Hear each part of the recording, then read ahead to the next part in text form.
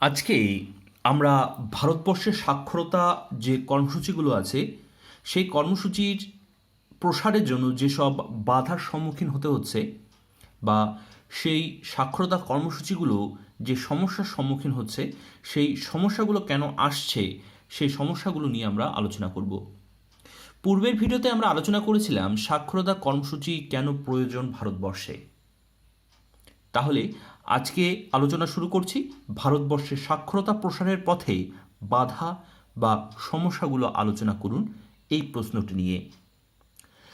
প্রথম যে পয়েন্টটি সেটি হলো দ্রুত জনসংখ্যা বৃদ্ধি। ভারতবর্ষের প্রত্যেক শিক্ষা বাজেটের একটি নির্দিষ্ট মূল্য নির্ধারণ করা থাকে। সেখানে নির্ধারণ করা থাকে কত সংখ্যক বিদ্যালয় স্থাপন করা হবে, কত স্কুল প্রয়োজন, কত শিক্ষক শিক্ষিকা প্রয়োজন, এগুলো প্রত্যেক বছর নির্ধারণ করা হয়।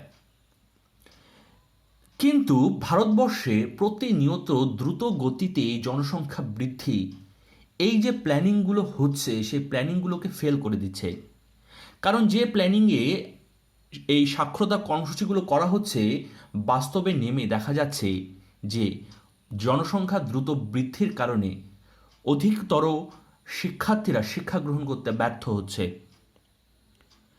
আবার নতুন করে প্ল্যান করা হচ্ছে, নতুন করে স্কুল করা হচ্ছে, নতুন করে শিক্ষক শিক্ষিকার ব্যবস্থা করা হচ্ছে, কিন্তু জনসংখ্যার বৃদ্ধির দরুন পর্যাপ্ত পরিমাণে বা একটি বিদ্যালয়ে সব ধরনের বা সব শিশুরা ভর্তির সুযোগ পাচ্ছে না জনসংখ্যা বৃদ্ধির কারণে বা শিশুদের সংখ্যা বেশি থাকার কারণে।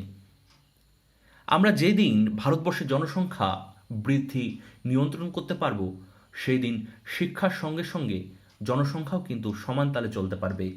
অন্যথায় ভারতবর্ষের সাক্ষরতা মিশন কর্মসূচি মিশন কোনো দিনও সফল হতে পারবে না। 2 নাম্বার, সামাজিক কুসংস্কার। ভারতবর্ষে বিভিন্ন ধরনের অঞ্চলে বিভিন্ন ধরনের কুসংস্কার দেখতে পাওয়া যায়।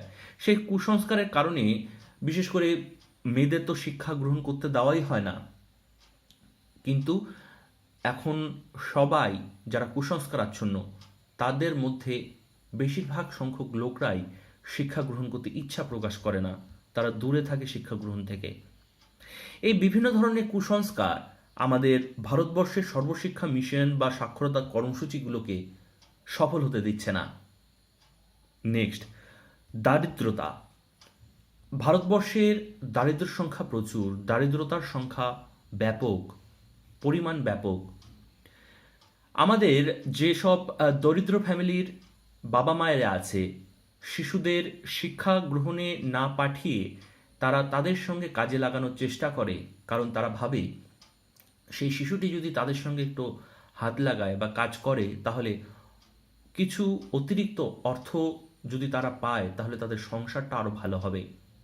সেজন্য দরিদ্র মুক্ত যদি না করা সম্ভব হয় ভারতবর্ষের শিক্ষার প্রসারও কিন্তু সম্ভব নয়। শুধু যেসব শিক্ষার্থীর কথা বলা হচ্ছে দরিদ্র, শুধু শিশুদের কথা বলা হচ্ছে, শিশুদের কথা বললে শুধু ঠিক হবে না। যারা বয়স্করা আছে, যে বয়স্ক শিক্ষার আওতায় যারা আছে, সেই বয়স্ক শিক্ষার্থীদের যে স্বাক্ষর করে তোলার যে কর্মসূচিগুলো আছে সেগুলো কিন্তু সফল হবে না। কারণ সেই বয়স্ক শিক্ষার্থীরা তারা তাদের অন্ন যোগাবে, কাজকর্ম করবে, না তারা স্বাক্ষর হওয়ার জন্য তাদের সময়গুলো নষ্ট করবে। এই দারিদ্রতা ভারতবর্ষের সাক্ষরতা কর্মসূচিকে ব্যর্থ করে দিচ্ছে বা বাধা সৃষ্টি করছে। আমাদের ভারতবর্ষের জনসংখ্যা বা জনগণকে আমরা যদি দারিদ্র মুক্ত করতে পারি তাহলে অটোমেটিক্যালি কিন্তু আমরা দেখব স্বাক্ষর বা সাক্ষরতার হার দিন দিন বাড়ছে। হ্যাঁ, এদিকে দ্বিমত প্রশ্ন আসতেই পারে, অনেকে বলতেই পারে যে স্বাক্ষর সে সচ্ছল, আবার উল্টোটেও হতে পারে যে সচ্ছল সে স্বাক্ষর। 4 নাম্বার, অপচয় ও অনুন্নয়ন। অপচয় ও অনুন্নয়ন হলো দুটো বিষয়।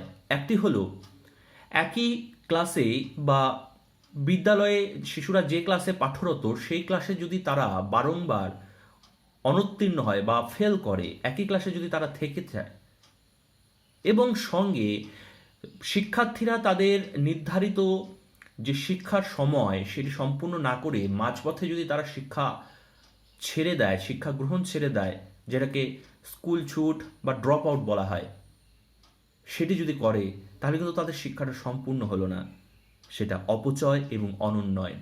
মাঝপথে শিশুরা তার দারিদ্রতার কারণে, আর্থিক কারণে, সামাজিক বিভিন্ন কারণে কিন্তু শিক্ষা গ্রহণ থেকে বিরত হয় বা ড্রপ আউট হয়, সেগুলো কিন্তু অবশ্যই আমাদের সলভ করতে হবে, দূর করতে হবে। তাহলেই কিন্তু আমাদের সাক্ষরতার পথে এই যে ড্রপ আউটের পরিমাণ এটি কিন্তু কমানো সম্ভব হবে, অপচয় এবং অনুন্নয়নের ব্যাপারগুলো কমানো সম্ভব হবে। তাহলেই তো সাক্ষরতা মিশন বা সাক্ষরতা কর্মসূচিকে ভালোভাবে এগিয়ে নেওয়া যাবে।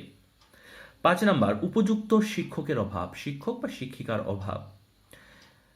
আমাদের ভারতবর্ষে এখনকার এই যে কর্মসূচিগুলো আছে এগুলো তো এখন থেকে শুরু হয়েছে না, হয়নি, অনেক দিন থেকে শুরু হয়েছে। আমাদের ভারতবর্ষের কিন্তু ট্রেনিংপ্রাপ্ত শিক্ষকের অভাব কিন্তু প্রচুর ছিল একসময়, এখনও আছে। যে পরিমাণে স্কুল তৈরি হচ্ছে সেই পরিমাণে কিন্তু ট্রেনিংপ্রাপ্ত শিক্ষকের অভাব আছে।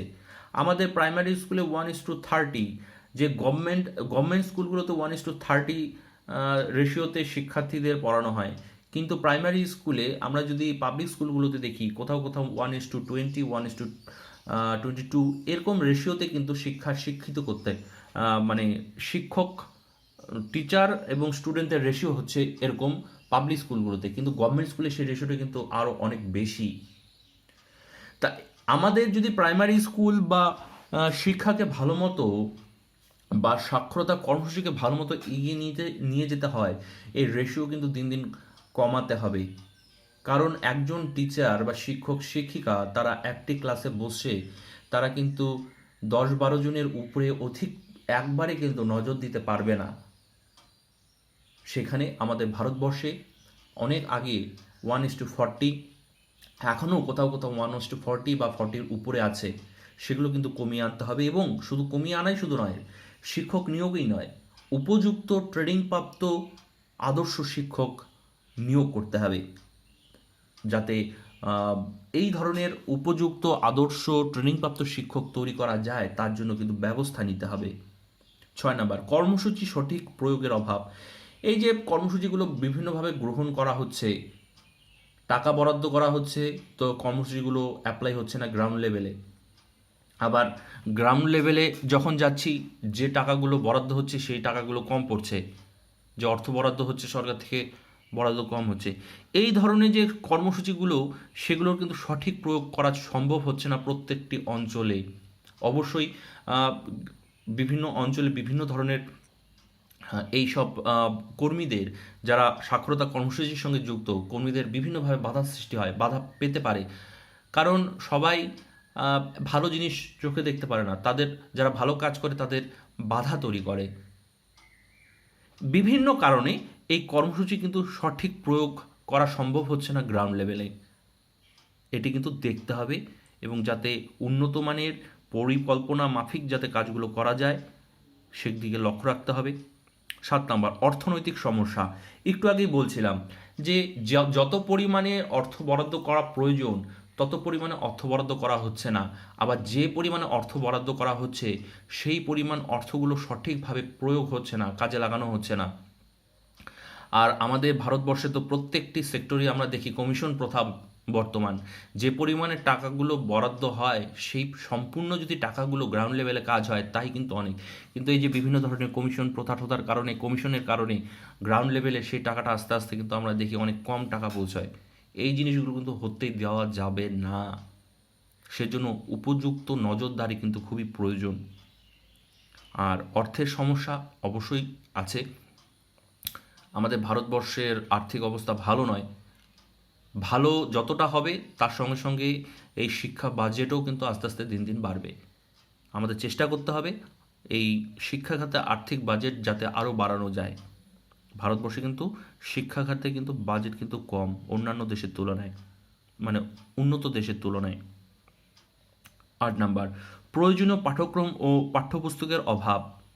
আমাদের ভারতবর্ষে সর্বশিক্ষা মিশনের আওতায় যেসব স্কুল কলেজ আছে বা সাক্ষরতা কর্মসূচির মাধ্যমে যাদের স্বাক্ষর করে তোলার চেষ্টা করা হচ্ছে, তাদের জন্য যে পাঠ্যক্রম, সেই উপযুক্ত পাঠ্যক্রমের অভাব আছে। কারণ সবার জন্য তো একই রকম পাঠ্যক্রম দিয়ে প্রাথমিক শিক্ষা দেওয়া সম্ভব নয়। বয়স অনুযায়ী, তাদের চিন্তাভাবনা অনুযায়ী অনেক ধরনের ব্যাপার থাকে, তার উপরে কিন্তু পাঠ্যক্রম তৈরি হওয়া প্রয়োজন। কারণ একটি পাঠ্যক্রম দিয়ে যদি আমরা সব ধরনের শিক্ষার্থীদের পড়ানোর চেষ্টা করি, তাহলে কিন্তু সেটি সার্থক হবে না।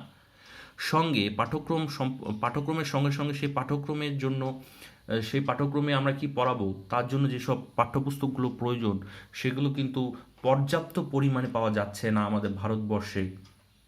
সেগুলোও কিন্তু এই সাক্ষরতা কর্মসূচির পথে বাধা সৃষ্টি করছে। 9 নাম্বার, শিক্ষা উপকরণের অভাব।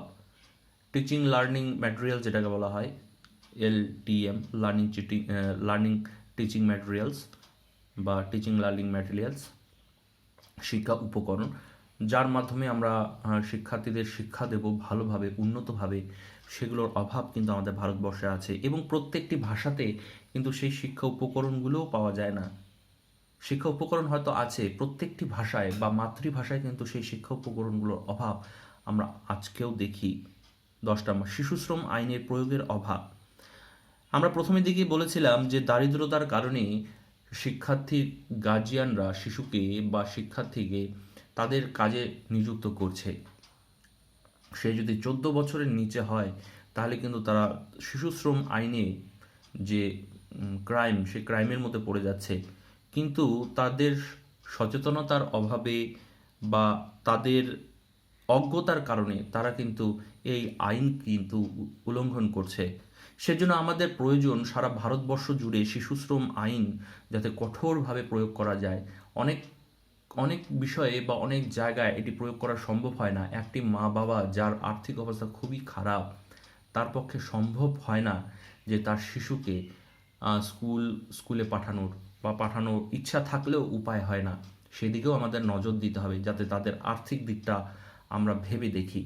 কারণ একটা শিশু আমরা চাইলে বা সম্ভব না করা, উচিত না করা, ভালো নয় আমরা বুঝি, কিন্তু তার অভাব তাকে কিন্তু বাধ্য করে শিশুশ্রমে নিযুক্ত হতে।